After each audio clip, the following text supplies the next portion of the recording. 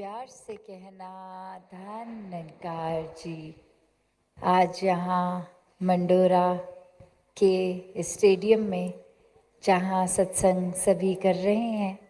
और जगह का भी जैसे नाम है मंडोरा, तो ये मन की डोर हमने किसके हाथ दी है? क्या वाकई ही प्रभु परमात्मा को जानकर सब कुछ इसी दातार निराकार पे छोड़ दिया और ये मान लिया कि अब ये जीवन की डोर जैसे चलाए हम समर्पित हैं, हम हर हाल में शुक्राना भाव रखते हैं? या फिर अपने मन की डोर हमने अभी भी अपने ही मन को ही दी है, जो किसी पल चंचल मन, किसी पल शांत मन, किसी पल तो एक लॉजिक चाहिए, एक स्पष्टता चाहिए, और किसी पल किसी की बात चाहे असली हो नकली हो, ये बस बोली बात को ही मान लिया। ये मन तो हर पल अपने मुताबिक खुद को ही चला लेता है। तो ये फर्क ब्रह्मज्ञानियों में क्या? ये अपने जीवन में भी हर पल वैसे ही स्थितियों को जीते हैं जैसे कोई अभी जो इस रोशनी से वाकिफ नहीं। तो ये फर्क यहीं आ जाता है कि पहले परमात्मा को जान के, ये वाकई ही एक प्यार में प्रेम में पढ़ के इस परमात्मा के फिर ही अपने जीवन को जब व्यतीत करते हैं और ब्रह्म ज्ञान द्वारा सोच ये रास्ता ये पल पल में किस तरह एक स्वाभाविक रूप में ही एक अपने स्थिति के मुताबिक कैसे मानवीय गुणों को अपनाते हुए चलता ही जाता है भक्त। और भक्तों ने तो फिर हमेशा से एक अपने मन की डोर परमात्मा पे ही छोड़ी है, क्योंकि एक सहज अवस्था जो होती है, एक मन स्थिर जब होता है, वो तो दुनियावी चीज़ों से अगर लगन लग गई तो दुनियावी चीज़ों ने तो अपना रूप आकार समय के साथ बदलते रहना है। आज कोई दुनियावी चीज़ हमें सुख दे रही है, कल वही दुख का कारण बन जाती है। पर परमात्मा ही सिर्फ हर समय 24 घंटे, एक चाहे कोई भी समा रहा हो, एक आने वाला समय पीछे बीता अभी जो है, हर समय में एक रस ये परमात्मा। तो वाकई ही स्थिर होना है मन को, अगर एक आत्मा का कल्याण करना है तो ये परमात्मा को जान के इस पे विश्वास करके ही होगा। जैसे अनेकों बार हम वो उदाहरण भी सुनते हैं कि एक घोड़सवार है तो एक लगाम का जो एक बहुत ही मायने रखता है वो घोड़सवारी के लिए, वरना तो घोड़े पे अगर छूट जाए सवारी तो वो अपने मुताबिक कहीं भी ले जाता है। पर अगर सवारी ने लगाम का सही इस्तेमाल किया होता है तो जिस रास्ते जाना है घोड़े को वहीं नेविगेट किया जा सकता है, उसी रास्ते ले जाया जा सकता है। तो मन अपने आप में तो फिर एक बेकाबू घोड़े की तरह ही है, कहीं भी अपने मुताबिक जाए। तो भक्तों ने यही समझाया है कि जहाँ संसार में आए हैं, संसार का पूरा एक लाभ भी लेना है, चाहे वो घर परिवार कामकाज या किसी तरह का भी एक सांसारिक रूप में है, तो वो व्यवस्था है, उस व्यवस्था का लाभ पूरा लेना है। पर मन को वो सब करते हुए भी एक नियत को साफ रखते हुए इस परमात्मा में ही लगन रहना है। तो ये कुछ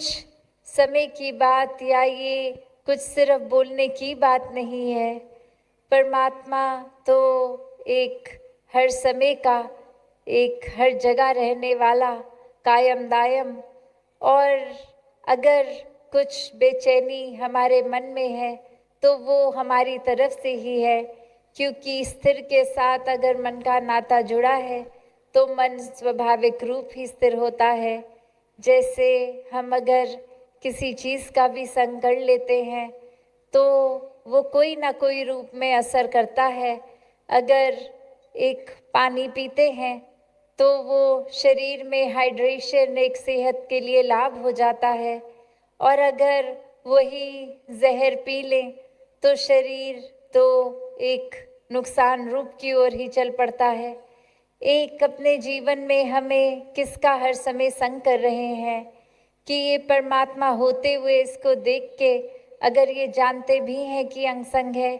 फिर भी ये ध्यान इस परमात्मा में नहीं लग रहा और चीज़ों में लग रहा है,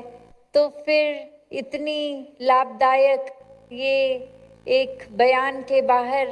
वाली ये दातार की कृपा बरस रही है हर समय चहुं ओर। और अगर हम ही लाभ नहीं ले पा रहे तो अपनी कमियों के ऊपर ये आत्म मंथन ज़रूरी कि एक सोच के अपने आप को देख के कि कहाँ खड़े हैं। और अभी जैसे सत्संग के दौरान भी महात्मा यही बात कह रहे थे कि ये 84 लाख योनियों का जिक्र किया,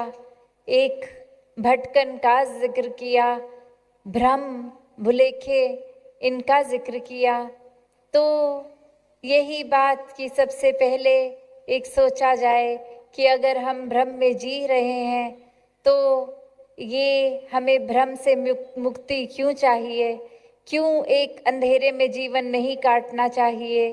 तो ये तो बहुत ही स्पष्ट बात है, अनेकों उदाहरण हैं कि एक हम अगर आमतौर पे भी देखें जीवन में कहीं अंधेरे में जा रहे हों तो वहाँ चोट लग सकती है, और वहीं अगर एक लाइट किसी तरह पहुँच जाए तो सब स्पष्ट दिखता है और हम चोट से बच जाते हैं। तो अगर इतना सिंपल ये साधारण रूप संसारिक किसी स्थिति में हो सकता है तो वो एक आत्मा जो इतने समय से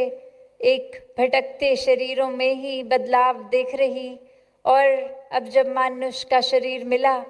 तो कैसे ये अपॉर्चुनिटी, ये समय एक मिल गया कि अब इस परमात्मा को ये आत्मा जानकर इसके रंग में रंगते हुए ये मनुष्य जीवन को जिए भी, और जीते जीते ये मुक्ति की हकदार, और समय खत्म होने पे ये फिर मुक्ति रूप भी इस परमात्मा को जानकर इसी में लीन होना। तो इसी वजह से एक धर्म ग्रंथों को भी उठा लें तो मनुष्य के शरीर की बहुत ही महत्वता है, क्योंकि यही जीवन है, यही समय है। ये अब जो बोलते हैं कि अभी जो समय है वो कभी वापस नहीं आएगा, और उसी तरह ये भी समझाया जाता है कि श्वासों का तो भरोसा नहीं है, तो अब जो श्वास हाथ में है उस श्वास का हम क्या कर रहे हैं, क्या हम सदुपयोग कर रहे हैं या व्यर्थ गवा रहे हैं। कैसे एक जीवन को जीते हुए क्या एक मूल रूप इस पूरी ब्रह्मांड का, सृष्टि का ये परमात्मा, इसको जानकर इससे जुड़े हैं, या फिर एक वही अपने ही मुताबिक जीवन कि अब अगर हमारे घर परिवार समाज ये कुछ हो रहा है तो अभी इसमें व्यस्त हो गए। ऐसे तो हमारे दिन के पूरा एक बंधा हुआ समय है, तो कुछ ना कुछ तो लगा ही रहेगा। अभी सोने का समय है, अभी खाने का समय है, तो अगर इस तरह से ही अपने आप को छोड़ दे तो फिर ये माया रूप संसार तो कभी भी कोई काम खत्म नहीं होने वाले। फिर हम अपने आत्मा का जीते जी कल्याण कैसे करेंगे। तो बात वही, तभी सत्संग का भी महत्व कि इस परमात्मा को जानकर इस ब्रह्म ज्ञान द्वारा जब संतों का संग होता है तो फिर अगर थोड़ा सा भी संसार में एक इस रूप में लग जाते हैं, संसार के एक मटीरियलिस्टिक दुनिया में खो जाते हैं, तो संत वापस एक सही दिशा में ये लगाम रूप जब होता है तो फिर अपने आप ही इस परमात्मा की ओर वापस वो रास्ता, वो रुख हो जाता है। और ऐसे ही वो सेवा और सिमरन के भाव भी, कि मन में परमात्मा चौबीसों घंटे है, तो ये सिमरन है, वो भाव है। और शब्द रूप से भी फिर जब मौका लगे तो ये सिमरन होता है। और कैसे फिर ये मन का नाता इस परमात्मा से और गहरा, एक खुद के अंदर अहंकार के भाव छोड़कर ये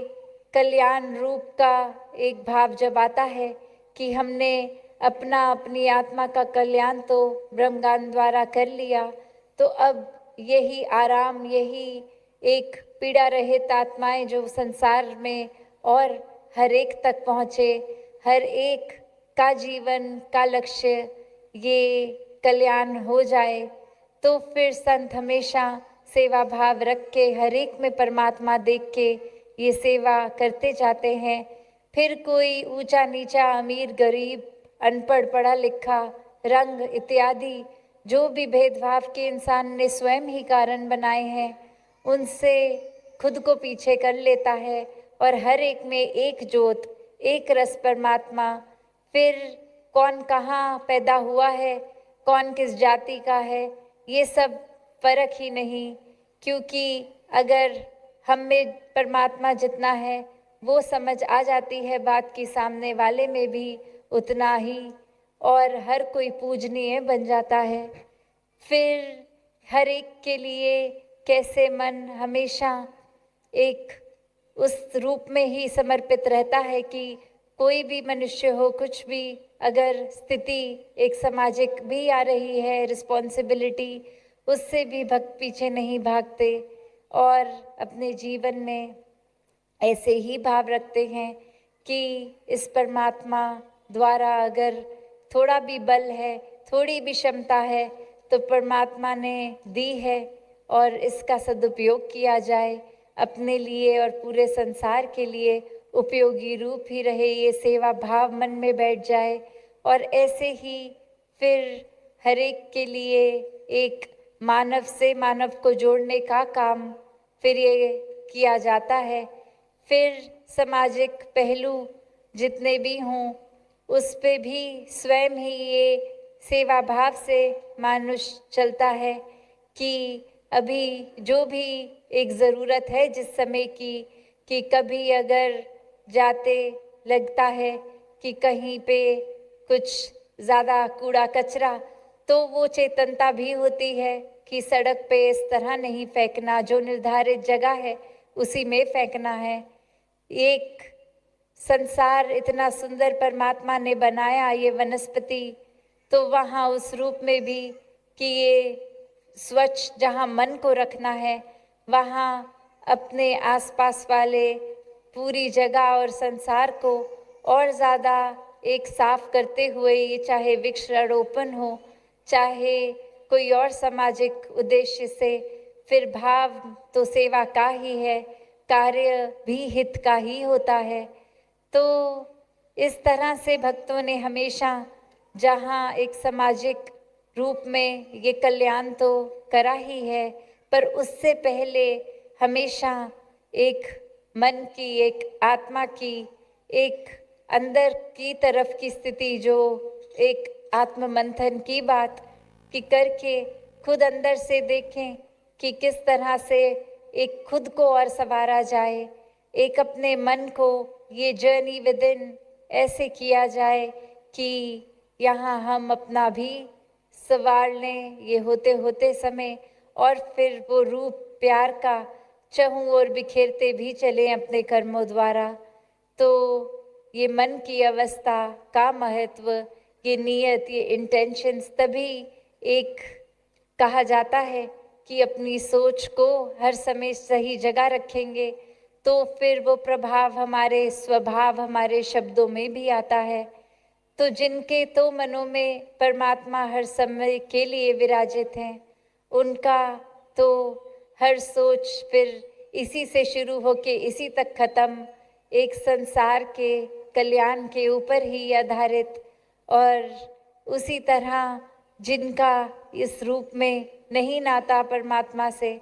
फिर तो वो दूसरों को गिराने की बात पहले आएगी। अपना फ़ायदा किस तरह हो जाए, वो फ़ायदा किया जाए, दूसरे का चाहे नुकसान हो जाए, ऐसी सोच आएगी। तो ये एक भाव हर एक का कि जब हम कहते हैं कि सारा संसार ही अपना परिवार है, सब अपने हैं, तो वो भाव अपने पराये का ख़त्म हो जाता है।